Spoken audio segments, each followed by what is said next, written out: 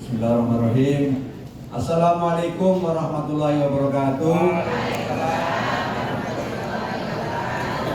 Bismillah, alhamdulillah, la haula wala quwata illa billah. Rabbi shrah li sadri wa yassir li amri wahlul 'uqdatam min lisani yafqahu qawli. Amma ba'du.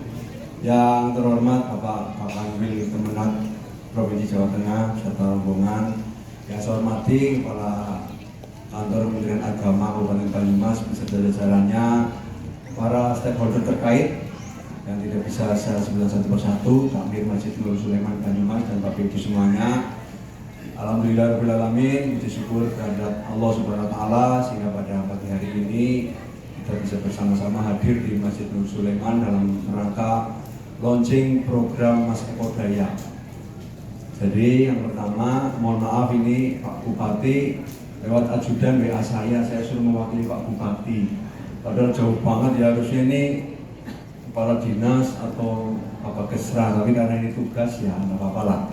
Karena saya secara pribadi dengan Pak Ibnu ini sering WA-an gitu, okay. Ada sambutan beliau, tapi nanti saya bacakan belakangan karena ada hal-hal yang ingin saya sampaikan, yang selama ini saya lihat, saya rasakan, dan mungkin harapan-harapan saya ke depan terkait dengan masjid, terkait dengan Kecamatan Banyumas dan Kota Lama.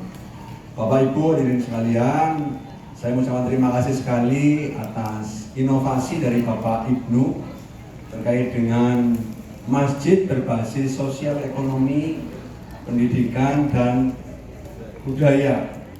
Dan ini sebagai salah satu inovasi dalam diklat nih Pak nih. Jadi beliau sedang PKA, Pendidikan dan Pelatihan Kepemimpinan Administrator. Administrator itu eselon 3, okay. Mudah-mudahan nanti lulus terbaik.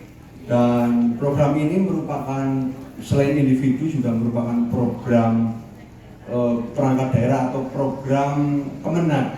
Jadi siapapun kepala Kemenag ke depan, Bapak mungkin nanti promosi dan lain-lain, ini wajib diteruskan. Setuju ya? Karena program Mas Eko Daya ini yang luar biasa.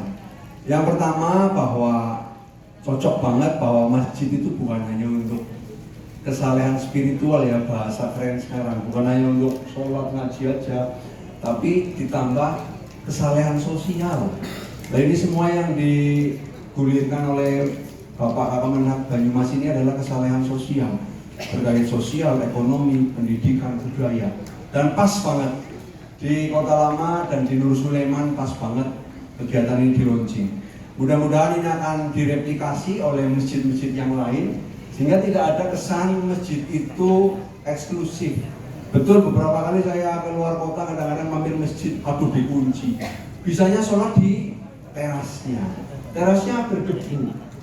Cari Sabtu ya nggak ketemu Sabtu, kalau enggak, nah ini. Kemudian kalau berkaitan dengan ekonomi berarti dekat dengan UMKM. Saya terima kasih kepada Kepala Basnas yang telah meluncing set corner.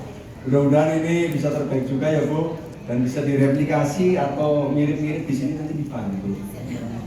Setmat ya. Karena saya masuk jadi camat Banyumas yang paling pusing menurut adalah mengurusi seputar alun-alun. Di dalamnya ada kebersihan, ada orang-orang yang berjualan, UMKM, ada parkir. Itu yang paling bikin pusing ya. Nah, ini kalau betul, ini tidak hanya hari ini saja Pak Adi ya. Ini mudah-mudahan yang di sini sebagian besar adalah teman-teman PKL alun-alun Banyumas. Dan ketika sudah berpindah ke sini, tidak boleh ditambah lagi. Karena sebenarnya selama ini kami itu merem tapi kayak gini. Banyak sekali zona-zona larangan untuk berjualan. Tapi mau genambil bungkus akeh, arep gelut, arep mati ini rezeki wong kalau belum ada solusi. Ya akhirnya kita merem-merem saja gitu kan. Merem arang-arang gitu. Jadi harapannya kalau yang ini sudah masuk sini, yang sana nanti makin berkurang. Banyak sekali pengaduan masyarakat terkait dengan Pak, saya nggak bisa membangun rumah tapi depannya ketutup. Pak, rumah saya mau direhab, saya dan ketutup PKL dan lain-lain. Itu bagian dari ekonomi, hajat mereka juga terkait dengan kehidupan. Tapi kalau ini sudah ditata, mudah-mudahan yang tengah pelan-pelan steril. Z corner ada, Zmat ada, ke depan kabupaten akan menata di seberang pesawat kanan kiri itu tanah aset Pemda, mudah-mudahan juga akan lebih rapi lagi. Kemudian kaitannya dengan tadi sosial, ekonomi, ya sosial pastilah, karena di sini juga sangat membantu kegiatan-kegiatan kami. Contohnya alun-alun ini kan milik orang banyak. Orang banyak itu punya selera masing-masing. Jadi di dunia itu wong manusia macam-macam banget. Dan saya karena camat itu sering ketemu orang, biasanya dari cara ngomong, body language, biasanya aku bisa bedek. Kayak kayak gini. Biasanya titis tumpahin soalnya Pak. Setumpahin titis bedek wong begitu ya. Maksud saya di sini banyak kegiatan. Kita harus semuanya akomodir. Ada FB, ada dangdut, ada undang. Yang Masjid Nur Sulaiman pasti kecipratan, baik yang positif maupun yang negatif. Dan kami minta berkolaborasi, parkir dan lain-lain. Senam hari, banyak sekali di sini. Jadi parkir minimal kami bisa punya space di sini. Kemudian orang mau ke MCK, sholat juga bisa. Kemudian program ini tidak bisa seperti Superman. Pak Ibnu saya yakin bukan Superman, karena ada sosok-sosok Superman di TikTok yang membranding dirinya serba bisa. Tapi karena lagi kewahyuan oleh jadi kalau yang mengkritik orang yang lagi viral itu susah Pak. Malah kita yang dibully balik ya. Saya nggak usah sebutkan lah, banyak sosok-sosok Superman yang merasa dia semuanya bisa. Padahal dalam sebuah pekerjaan itu harus ada super team. Tidak ada Superman, adanya super team. Dan di sini harus paling tidak pentahelix atau hexahelix, 5 atau 6 semuanya berkolaborasi. Pertama pasti pemerintah, kedua masyarakat, yang ketiga swasta, ini ada BSI dan lain-lain. Kemudian komunitas, ada Basnas, Lasismu dan lain-lain. Kemudian media massa, ya media massa itu atau sekarang kan media sosial sangat penting. Yang terakhir yang kena masih lupa ini, nanti saya ingat-ingat, itu ada 6.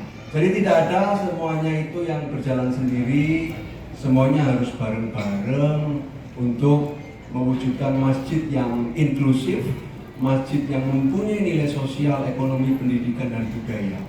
Budaya saya yakin sudah masuk karena di sini adalah cagar budaya yang sudah diuri-uri oleh semuanya. Betul sejarahnya sini Banyumas itu di bawah Keraton Solo, bukan Jogja. Tapi kemudian setelah perang Jawa selesai, perang Diponegoro selesai, majikan kita hanya beralih dari Keraton Solo menjadi di bawah pemerintah Hindia Belanda. Nah begitu. Kemudian tapi konflik dengan Belanda juga jarang. Jadi penjajah kalau mau baca buku, banyak negatifnya juga banyak positifnya. Tata kota Banyumas ini yang membangun Belanda semuanya, sehingga jalannya simetris ya. Jalan Pramuka dengan Pungkuran, Kulon dengan Gatot Subroto, alun-alun, kantor kecamatan saya membangun Belanda, kantor pos, puskesmas, pegadaian dan lain-lain. Jadi ya kita harus banyak belajar lah ya, Kadang mari setelah ini saya akan baca sambutan Pak Bupati. Apa ya Dan? Ya, dan perlu diketahui bahwa sesaat ini sebentar lagi Kepala Kantor Wilayah Kementerian Agama Provinsi Jawa Tengah akan melanjutkan kegiatan di 2 kegiatan